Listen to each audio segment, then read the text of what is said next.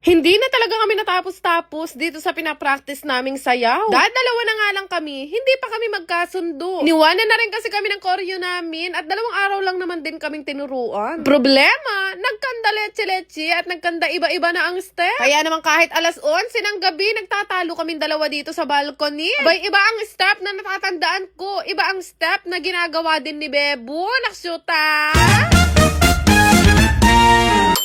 For today's ganap nga, di ba kailangan nga namin painumin ng gamot itong si Popo dahil kakagaling niya nga lang sa vet. Ang problema, dahil hindi lumaki sa amin si Popo, parang hindi pa siya trusted o tiwala sa amin. Hindi kasi siya gaya ng mga aso namin dito, na natatakot talaga sa amin at kayang-kaya namin ibuka ang bibig. Pero itong si Popo, palapit pa lang ang gamot. Talaga naman parang ikaw ang kailangan magpabaksin. Nangangagat kasi siya, kaya kahit dun sa vet, hirap na hirap talaga silang kuhanan ng dugo. Marami pa mga siyang iniinom na gamot para sa gums niya. Kaya ang sabi ko kay Bebo ay, Diyos ko, mimingat karugo.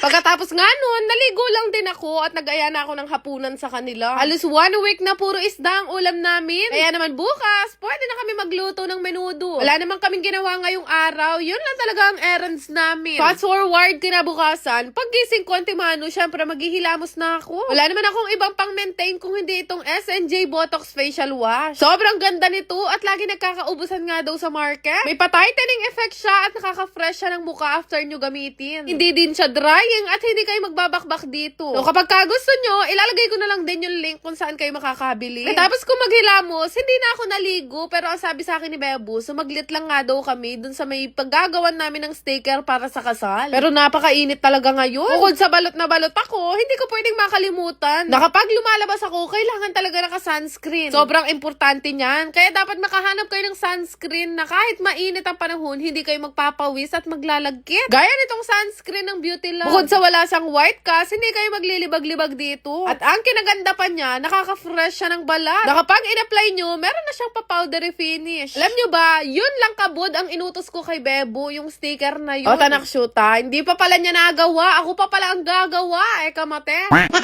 Kung di ko pa siya puwersahin, hindi niya yan tatapusin. Natapos ko na lahat ng mga kailangan para sa abay namin. Yang mga pangalan na lang na yan ang hinihintay ko. Ngayon lang talaga siya kumilos at nagpunta dito sa pagawaan. Kung kailan Holy Week, tsaka siya sumasadsan.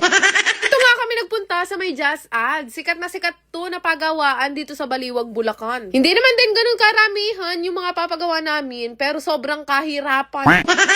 Tabalo kang Bebo. Diyan kapilanang gusto niya yung rush na rush. Yung lumalabas na yung litid ko sa sobrang galit sa kanya. Uwi na nga sana kami niyan, pero ang sabi ko kay Bebo, dumiretso na tayo ng SM dahil ako ngayon nagugutom at gusto ko mang inasal. Dito lang kasi sa SM Baliwag, merong mang inasal. Sakto din, kasama namin yung mga kasama namin sa bahay para hindi na ako magluto. Hindi pa mo kami naligo pareho. Nakalimutan namin na Easter Sunday ngayon at napakaraming tao, makarinig. Alam nyo, dati kasi akala namin dito sa SM Baliwag, wala masyado nakakakilala sa amin. Pero hanggang dito sa Baliwag, umaabot pala yung kaingayan ko. Nakshuta. Sobrang daming tao sa inasal, pero nakipila-pila pa rin talaga ako at nagpalista. Tagal na kasing panahon, simula nung kumain ako ng ganito. Ilang araw ko na rin yung kinekrib, kaya buti na lang talaga, nakakain na kami ngayong araw. Yun lang naman din ang gagawin namin dito sa SM, at wala na rin naman kaming bibilhin. It's a prank. It's a prank malala talaga dahil nakakita na naman kami ng mga vitamins. Itong mga nakaraan, sobrang nahihilig kami sa mga vitamins. Binili naman namin ngayon, vitamin C dahil palagi kami may mga sipon. Buti na lang naka-shades ako guys kasi nakakaya, marami palang nakakakilala sa akin. Ang kadusing ko pa mo. Binilhan lang namin ng mga churros itong mga bata at after nun, umuwi na rin naman kami ng bahay. Ilakad kami bukas kaya ang sabi ko kay Bebo, utang na loob, magpagupit ka na. Ayaw niya talaga magpagupit, hinihintay niya yung araw ng kasal namin. Ay, ang sabi ko sa kanya, lulupa na kang engkanto, parang awa mo na kahit yung gilid pabawasan mo. Hindi na lang talaga, 1 call away lang ang tito ko na to. Hapon na rin naman to at syempre kapag kahapon na ganyan, nilalabas na talaga ang mga aso. Ako naman, para maarawan, tumatambay din ako dito sa labas at tinitingnan ko lang sila. Hindi na lang din talaga, simula din nung nawala si Lily, meron na nga pumalit, kagaya nga nitong si Popo na laging hinihingal. Pero tingnan niyo naman si Bebo, daddy's home na siya.